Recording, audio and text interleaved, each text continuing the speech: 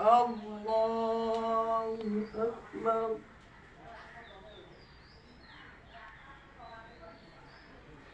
পা গুলো সোজা থাকবে, পা সোজা থাকবে, পা উপরে উঠা যাবে না, পা জমিন থেকে আলাদা করা যাবে না, পা জমিন থেকে আলাদা করা যাবে না, হাতগুলো ফাঁকা রাখতে হবে।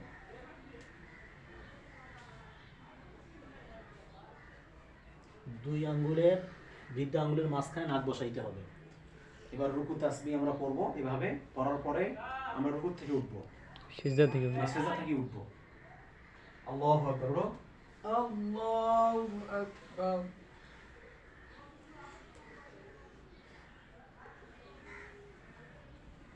এই হাত আঙ্গুলটা অনেক ফাঁকা হয়ে গেছে।